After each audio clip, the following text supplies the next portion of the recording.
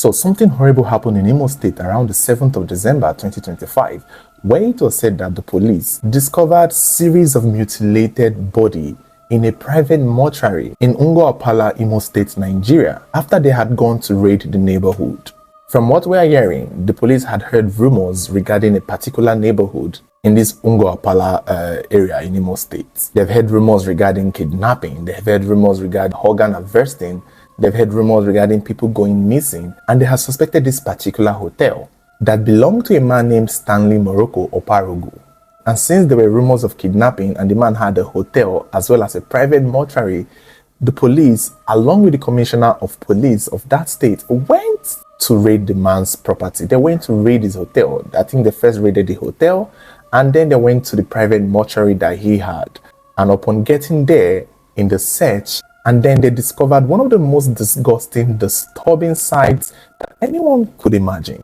It was said they found several decomposing bodies, mutilated for the most part, and they were kept carelessly, malhandled, and in a dirty area as though they were trashed there. This is clearly sickening for a private mortuary. And upon first look, they realized that this could be a case of organ trafficking. This could be a case of where these people take their victims, have them kidnapped, cut certain part of their body, and have the rest of their remains dumped anyhow in the mortuary, because since it's a mortuary, that would be the least place anyone would want to find a kidnapped victim. After the inspection, the police determined that the man's hotel as well as the private mortuary would be closed down and shut down while they find the man because he is currently on the run. They believe strongly that the man's hotel have been used for kidnapping as well as his mortuary has been used to hide the bodies of the victims kidnapped, killed, and clearly harvested for ritual purposes, believably. However, when I heard the story, hearing that the police had come with a team like the Commissioner of Health as well as other notable people in the government, all went there to go and search and raid this man's hotel and mortuary. This had me thinking, they clearly knew what they were coming there to see. I believe that they have gotten a tip-off. Some sources are reporting that due to credible intelligence, which whenever I hear such a thing, I want to believe that somebody had tipped them off. Somebody had gone to make this report. And the Stanley himself on the run most likely knew that word had gotten to the officers, and that was why he was able to run. Because for the police to come in such capacity, it means that they knew what they were coming for. They knew what they were coming to look for. It's not that they heard rumors and they came to search. They had credible information. And I think somebody who works with Stanley or who has been there or who knows of these things firsthand went to snitch. And that is one of the downsides with these kidnapping, illegal businesses. These things that people do that are dangerous, that have to do with such practices. When somebody in your group or in their group is not compensated very well, they will snitch. That is just what it is. I'm sure the person who most likely went to snitch has been working with Stanley for a long time. But clearly, with other deals that would come, once the said man is shoving him around and not paying him, it's time to speak.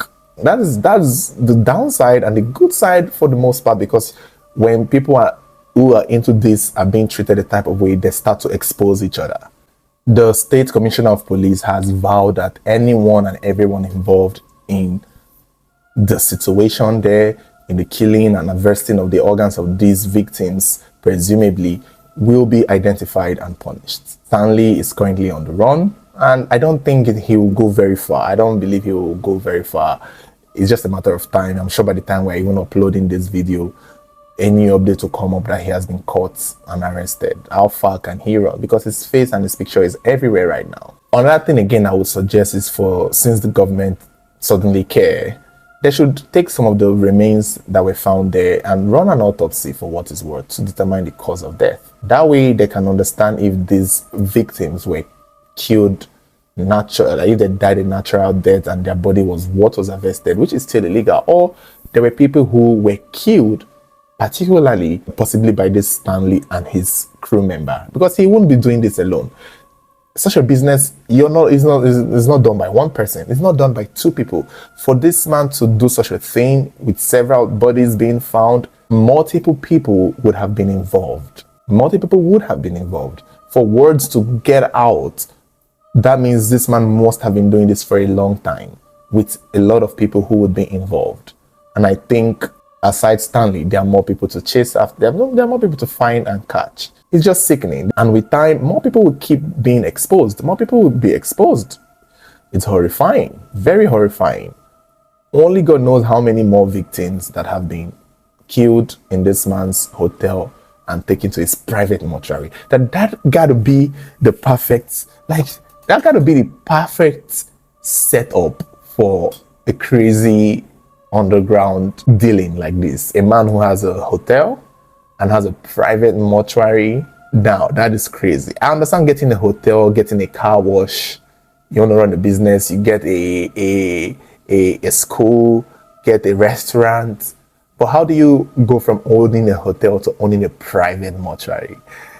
It seems like a setup right from the get-go that he knew his main purpose for this is to get people kidnapped, take them to his hotel, use them as a kidnapping point to keep them hostage, kill them, and basically take them to his private mortuary. And I'm sure he most likely has a private cemetery too. And that is how people just disappear. It seems like a perfect setup. I feel like his intention to own these two businesses was for this purpose. Kidnap, kill, dispose. Stanley, your time is up, and I hope you're found. I would like to see that so that he gives his own side of the story and explain. I can already imagine him saying, oh, they didn't do anything. That's how the bodies were brought to his custody. I didn't kill these people. Because nothing was found in his hotel. They checked his hotel first and they didn't see anything. It was in his private mortuary that they saw the mutilated bodies, poorly handled, poorly arranged, badly kept, with obvious signs that certain parts of their body had been harvested. So that could be something that, as a mortician, if he is a mortician, or if he has a mortician working for him, they could argue that that is how the bodies were brought. Otherwise, there would have to be an explanation. The bodies just have to be identified. The people in the bodies that were found would have to be identified.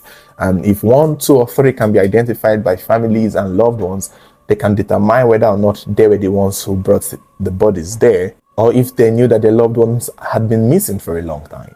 And that is just how you would know that the bodies found in this man's mortuary were most possibly victims of kidnapping, as the rumors already suggested. So where there is smoke, there is fire. And where there is Stanley Morocco, there are mutilated, dead bodies. It's unfortunate. The South African court just sentenced a Zimbabwean family of 3 to life imprisonment and 3 years imprisonment respectively for attempted murder and kidnapping of a young man identified as Dumisani Malango. So Mr. Solomon Malanga, his wife Poppy Malanga, and son Enoch Malanga were all charged to court after they kidnapped a young man and amputated his hand in May of 2024.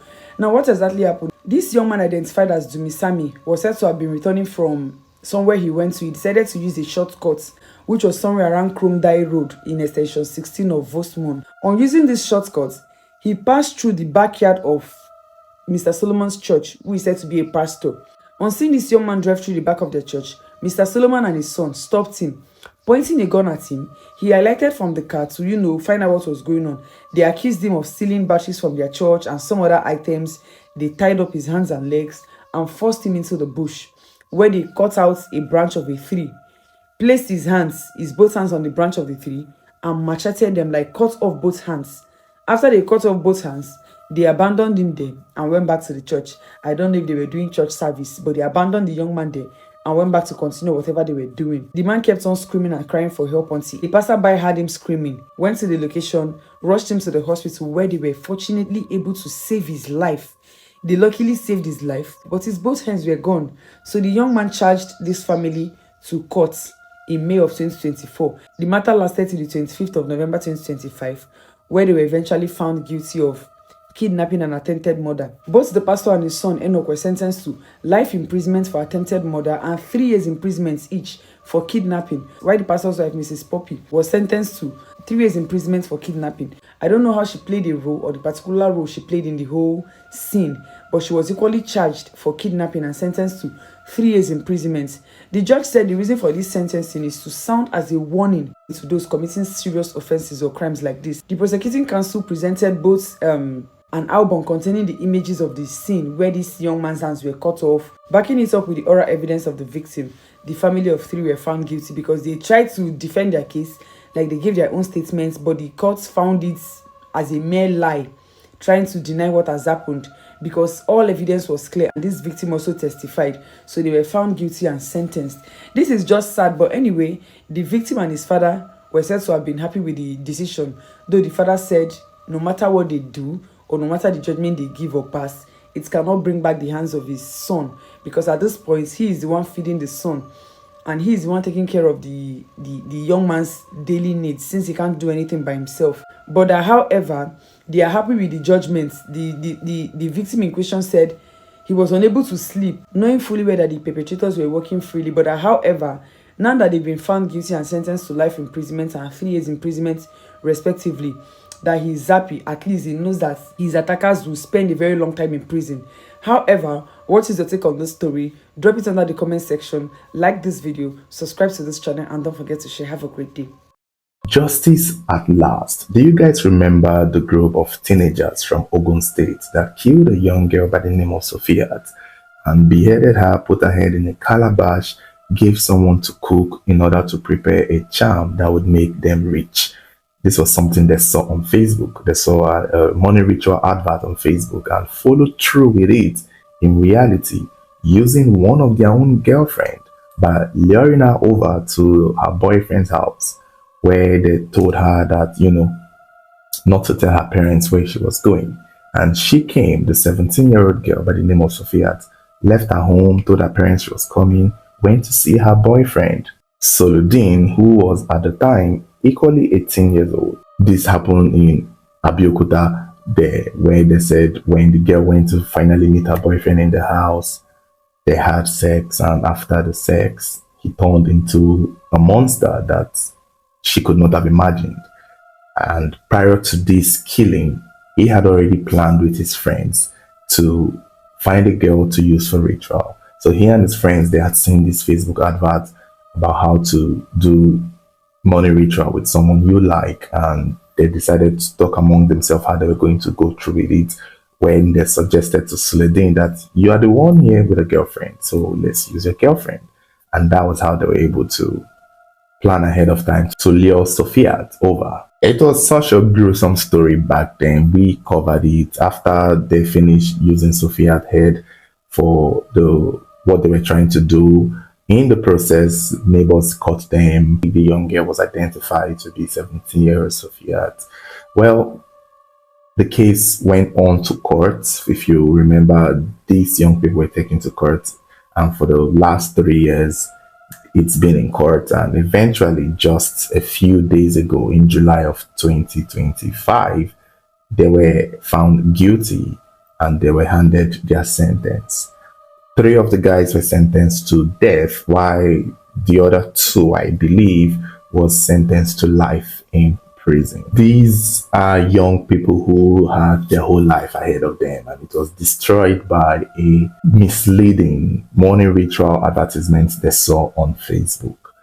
One of the guys, I think the court was probably able to determine that only 3 of them took part in the initial killing of the young girl and beheading. I think the other ones who got life were probably just people who were aware of it and may have planned it. I may have, one of them probably been the one to cook it. I'm not particularly sure the rule, but according to their roles, that was how they were charged and sentenced. Hopefully this story is a reminder to young guys out there that money ritual doesn't pay. Money ritual doesn't pay. It doesn't work. Killing a young man or a young woman, or killing somebody with the hopes of being rich from it, is not something that is plausible. And if you have a whole life ahead of you, you are throwing it away by partaking in money rituals. These are young boys who had a whole future, a whole possibility of how their life could have turned out differently, if they had made a better choice. We can sit here today and blame it on the post they saw on Facebook. However, they made a choice because they were not the only ones who saw that post. So not everybody who saw the post took action on it. And hopefully such posts don't no longer exist, but I don't think so because I still see those kind of advertisements. Money rituals and native doctors and these clerics are still doing their thing. And it's unfortunate. It's unfortunate. And let's hope more people remember the story and more young people put in mind that it doesn't pay. And that's just the point. Let's quickly talk about the case of the famous shoemaker whose side hustle was kidnapping and serial killing. 52-year-old Anthony Ndubisi is said to be a native of Ngobala in Imo State local government area of Nigeria. However, it is said he resides and carries on business in Umwebulewan community of Ichie local government area in Rivers State, Port Harcourt. The story is as far back as 2020, however, it's a story for each and every one of us to listen and learn from. Anthony was said to have been married with 4 kids. However, the business wasn't really going well for him. He felt like what he was getting from the business was too small to feed himself and his family. So he decided to involve kidnapping, ritual and killing to the business. This whole Anthony's kidnapping and killing started February 2020. According to Anthony, when he started the shoe business, he wasn't making profits, he wasn't making money as he expected. Probably he was thinking it's something that was going to give him a lot of money.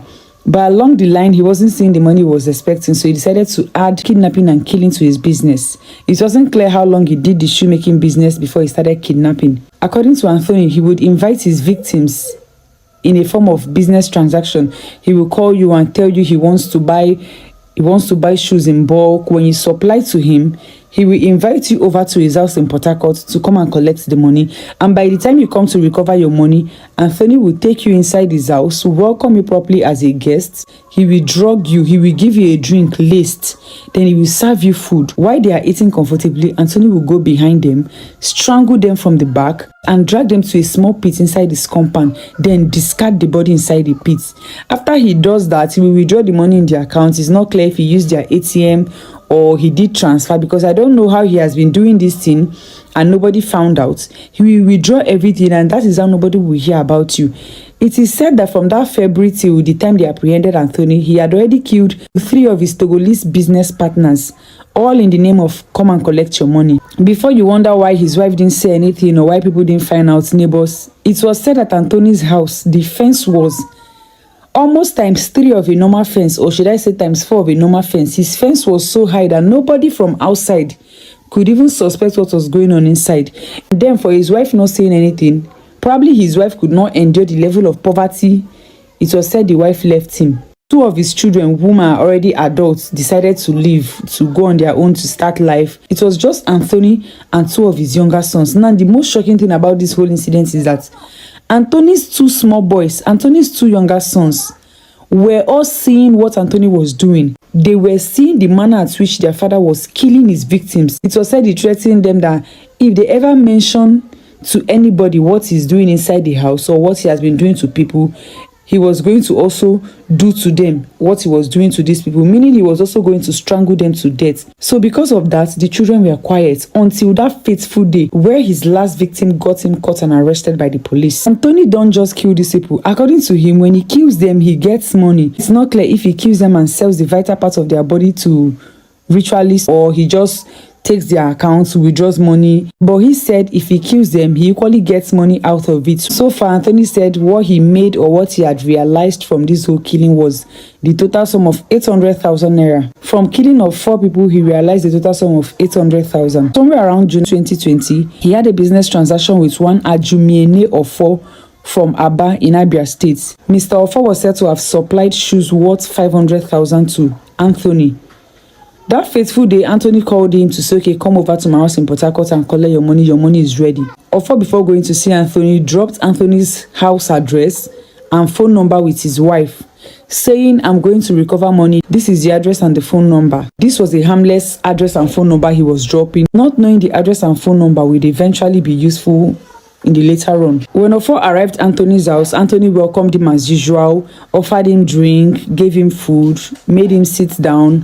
While he was eating the food, he went behind him, strangled and killed him as usual, dragged his body to the pit where he dumped the body. After 48 hours, the husband's number wasn't connecting. At that point, the wife became worried. She decided to report the incident to the police and gave them the address. Police started investigation immediately. They tracked the phone number and it led them to the house of Mr. Anthony. When the police got to Anthony's house, after so much interrogation, he took them to the pit where he discarded the body of his victims. Lo and behold, they discovered 3 human skulls, while one of them was still very fresh to the point that flies were said to have been hovering around it. The fresh one was the body of Mr. Ofo, who was his last victim. His children even went as far as demonstrating to the police how their father would strangle these victims and threaten them to keep quiet, that if they told anybody, he was going to also strangle and dispose them. The police exhumed their body from the septic tank and took them to the mortuary, deposited them for autopsy. It was said they equally recovered 2 pump actions, and Ndubisi was taken into custody while they were conducting further investigation to arrest more persons involved in the gang, probably his fellow ritualists or probably people he sold bodies to. The police public relations officer by the name of Nnamdi Omoni advised the general public to be very careful and promise the families of the deceased that they will try as much as possible to give justice to them. The commissioner of police by the name of Joseph Mukan condemned the whole act. According to him, every perpetrator of such heinous crime will be punished and be brought to book. They will face the law and they will get punishment for their action. So I hope Anthony Ndubisi actually got the punishment he deserved, or will get the punishment he deserved, because these people deserve justice and I hope they get one.